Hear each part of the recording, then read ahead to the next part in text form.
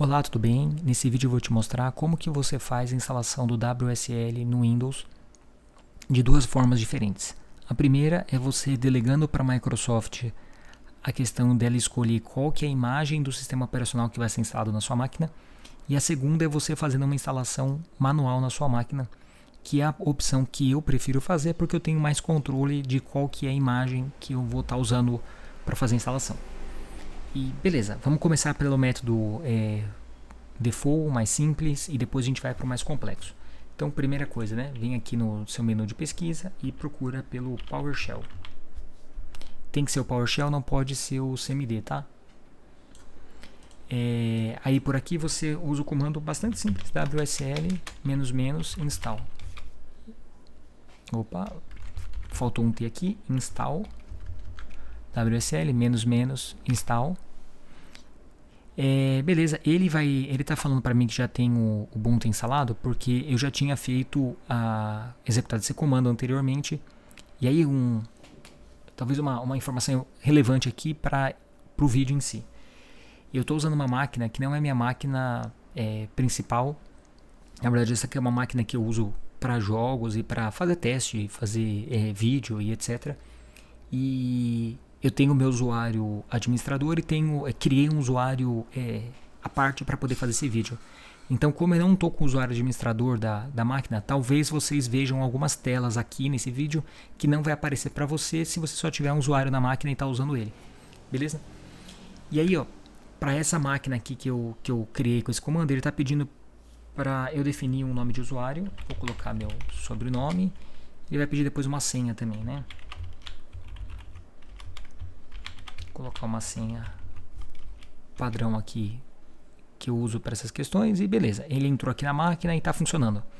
Agora quero voltar para essa máquina, como é que eu faço? Eu vou fechar aqui, eu posso abrir, tem um aplicativo que eu não sei se hoje ele vem junto com Windows, mas no passado eu abri a Microsoft Store lá e fiz a instalação desse aplicativo e acho que talvez por isso eu tenha entrado esse aplicativo tenha entrado numa lista de aplicativos que a Microsoft deve instalar automaticamente na minha máquina.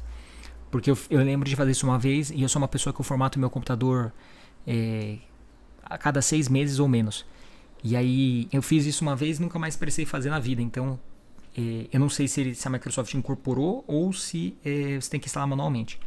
Então procura aí nessa máquina um aplicativo chamado Terminal. Se não existir, eu vou deixar o link para a loja da Microsoft, onde você pode fazer a instalação dele manualmente. E aí o terminal é esse daqui, e se eu clicar agora com essa setinha aqui no cantinho, eu vejo aqui a máquina Ubuntu que eu tinha feito a instalação ali anteriormente. Beleza? Agora vamos fazer a instalação do sistema operacional, né, do Ubuntu no WSL de uma forma mais manual. Então, deixa eu abrir aqui um link, me dá só um minutinho. Beleza. Você, para fazer download da imagem, você vai precisar vir nessa URL aqui, que é cloud-images.ubuntu.com. Vou também colocar o link na descrição. E aí aqui você vai ter várias imagens do Ubuntu para você poder fazer download. E eu vou fazer a instalação da versão LTS mais recente, que na data que eu estou gravando esse vídeo é a 24.04. Quando você entrar aqui, você vai ver já 2404 e tal, e vai ver a opção aqui. Não clique nessa, porque essa primeira opção que você vai ver aqui é a opção para você baixar uma ISO para instalar na sua máquina host. E a gente não quer isso, a gente quer instalar essa versão dentro do WSL, né, dentro do Windows. Então você vai vir aqui nessa pasta WSL, e aí aqui ele vai ter diferentes versões do Ubuntu que você pode instalar no WSL. E aí eu vou pegar a versão 24.04, que é a versão mais recente na data que eu gravo esse vídeo no formato LTS. E aí aqui é o seguinte, você tem algumas opções com datas e com a versão atual, vamos dizer assim, né, a current. O que são essas datas? É que toda vez que eles fazem alguma modificação, sei lá, faz algum commit, vamos dizer assim, no projeto, ele vai gerar um build e vai ter essa versão que foi feita para essa data. Para que isso daqui é utilizado? É interessante. Isso aqui é bastante utilizado se você está num ambiente produtivo, vamos supor, você trabalha numa empresa ou você é um desenvolvedor e você vai fazer uma série de testes e você quer ter certeza que a versão que você testou do sistema operacional para rodar a sua aplicação é a mesma que vai entrar em produção. Então, nesse caso, vale a pena você usar uma versão fixa para você ter certeza que vai estar tudo certo quando você for rodar aquela mesma sequência de comandos, etc. A versão atual, ele só vai pegar a última que tiver disponível, que no caso aqui, nessa data de hoje, vai ser essa 2024, 11, 27, que é a mais atual. Tá? Tanto que você pode ver que a data de compilação aqui, ó, última modificação dos dois é a mesma, tá vendo? Então, beleza. Vou pegar a atual, que você provavelmente vai acabar pegando ela, porque a gente não tem essa demanda dentro do nosso sistema aqui. E aqui você vai ter que procurar um arquivo, eu vou dar um Ctrl F para ficar mais fácil de você encontrar, que é o .tars.gz. A gente tem que pegar um arquivo que tem essa extensão para poder fazer a instalação do Ubuntu no WSL. E aí aqui é o seguinte, você tem que saber primeiro qual que é a arquitetura do seu processador. Então, se você não sabe o que eu estou falando, provavelmente você tem um AMD. Por quê? Uma arquitetura que vai estar identificada pela AMD, mesmo que o seu chip seja Intel. Por que eu estou falando isso? Porque assim, os processadores da ARM, da ARM não, né? Que não é um fabricante que nem, né, a Intel, AMD, né? É uma arquitetura. Então, os processadores que têm arquitetura ARM, eles são usados aonde? Eles são usados normalmente em chip de smartphone, tablet, aqueles computadores tipo Chromebook, alguns, até onde eu me lembro, muitos deles usam ARM, mas hoje é onde que tem uma aplicação muito forte. Também, computador da Apple, né, os chips M1, M2, M3, eles também, e M4 agora, que é o mais novo, eles usam arquitetura ARM. Mas aonde que é um ponto muito forte para quem trabalha na área, né, de DevOps, SRE e afins, que é importante você saber em relação à ARM. Os processadores da ARM, eles, né, com arquitetura ARM, eles são energeticamente mais eficientes e têm um desempenho melhor, dado o consumo que eles têm de energia e custo para a produção dele. E o que isso impacta nas nossas vidas? Eu trabalho como consultor em AWS, né?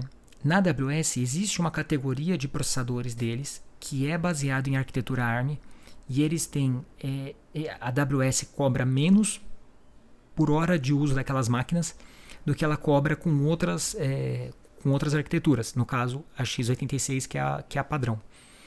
E o que acontece? Imagina do lado da Amazon, né, que fornece aluguel.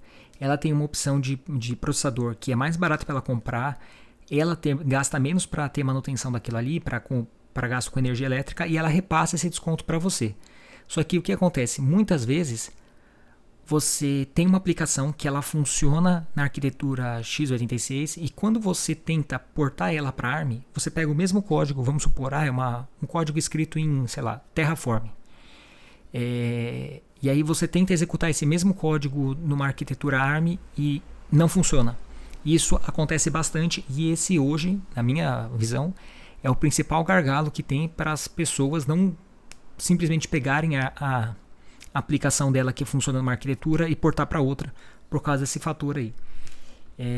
Beleza, então isso aqui é só uma visão geral sobre o que é isso e você vai ter que escolher baseado no seu chip. Se você não sabe, vai pro AMD que provavelmente você vai ter sucesso, tá?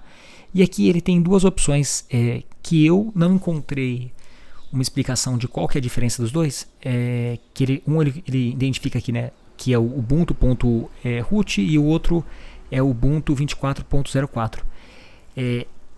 Eu acredito que tem a ver com alguma configuração dentro da própria máquina, tá? Porque assim, o tamanho da imagem é o mesmo, mas eu não encontrei a diferença aqui dos dois. Eu vou pegar essa aqui de baixo, ok? Vou fazer download desse aqui de baixo, mas já instalei também a de cima e fiz um teste e as duas funcionaram da mesma forma para mim. Então, beleza. Se eu depois encontrar a explicação em algum link, em algum material, eu coloco na descrição ali qual foi a diferença que que eu vi de recomendação dos dois. E se você estiver vendo esse vídeo e você souber qual que é a diferença dos dois, coloca aí nos comentários também para me ajudar e ajudar outras pessoas. Beleza? Então, ó, isso aqui eu tinha feito um outro teste anteriormente. Eu vou abrir aqui. Ele fez a logic nessa pasta default, né? Eu vou recortar ela. E aí aqui é o seguinte. Você vai precisar escolher uma pasta para poder fazer a instalação e ter ali a imagem do seu sistema operacional. Eu recomendo, assim, como que eu faço no meu dia a dia. Eu tenho como é que chama? Uma partição no meu HD que é o C2 pontos, que é onde eu coloco o Windows. Eu tenho uma outra partição que é do WSL, onde eu coloco um espaço pequeno, 30 GB é mais do que o suficiente. Vocês vão ver aqui que a instalação toda vai ficar com menos de 2 GB. Mas eu deixo um pouco mais, depois eu explico por quê. E depois eu tenho uma outra partição aqui que eu coloco arquivos que eu preciso manipular mesmo, tanto do ponto de vista como usuário, né, como, sei lá, uma documentação, um texto, alguma coisa assim que eu preciso salvar para ter acesso. Como usuário do Windows, né, não necessariamente do WSL. E tá. Só que essa máquina aqui, que nem eu falei para vocês, não é uma máquina que eu levo a sério, é uma máquina de teste e jogo. Então eu vou usar o C2 pontos, tá? Se na sua máquina só tiver C2 pontos, aí você não tem muito o que fazer, usa ele mesmo e seja feliz. Então, vou entrar aqui no C2 pontos e vou fazer o seguinte. Eu tô fazendo esse vídeo fazendo um post para colocar no meu Medium. Então eu vou aqui numa outra janela que você não está vendo, abrir o meu post do Medium e aí eu vou seguindo o que está lá, que daí dessa forma eu garanto que se você quiser tirar alguma dúvida, quiser fazer alguma consulta, você pode ir lá no meu Medium e ver, né, passo a passo o que eu fiz aqui e, sei lá, se precisar de algum comando, não conseguiu pegar aqui que eu escrevi, você pega lá. Então tá, então a pasta que eu criei lá chama my WSL folder. Então, botão direito, new, criei a pastinha, beleza. E deixa eu pegar aqui o arquivo de novo, recortar, vamos lá para essa pasta, colar, passei para cá, deixa eu apagar esse arquivo aqui. Beleza, tá aqui dentro. Agora eu vou fazer o seguinte, eu preciso executar um comando que vou abrir aqui o bloco de notas.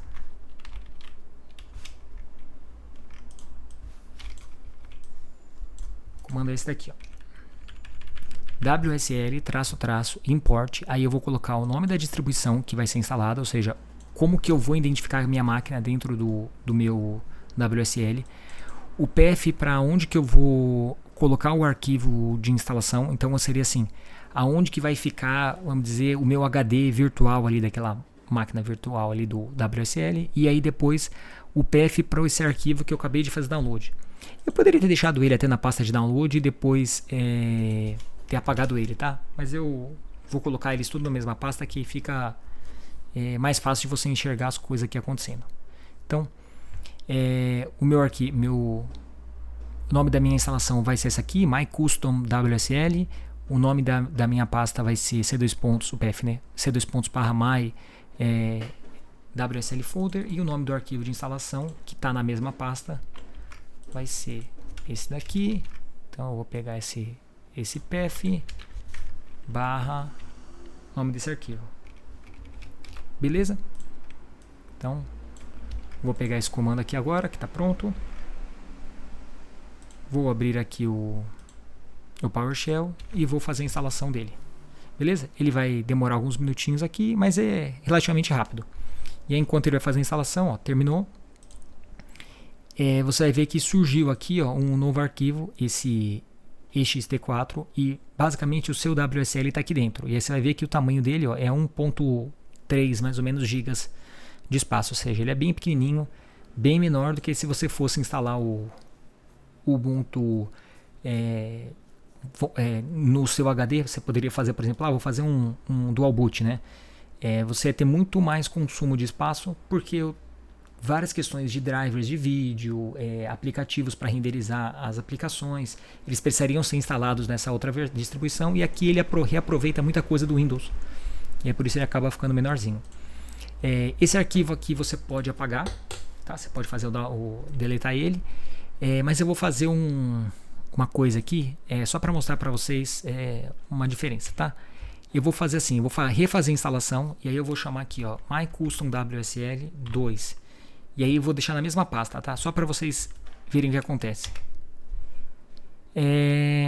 Tá, ele tá falando que já existe essa pasta ext4 aqui, esse arquivo, então ele não vai conseguir instalar no mesmo lugar. Então eu vou fazer assim.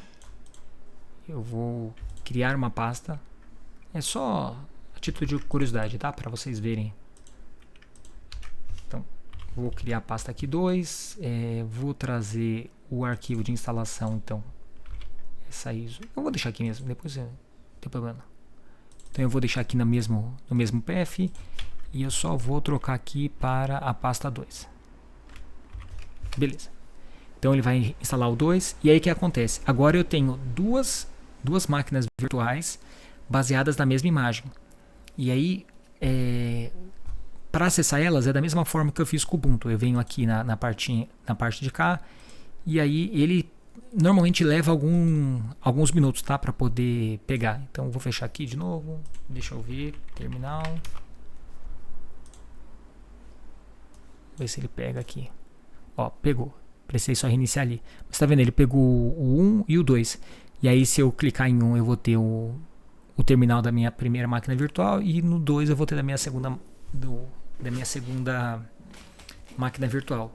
E aí aonde que é interessante, novamente, pensando no meu caso, né, de SRE, arquiteto de nuvem, etc.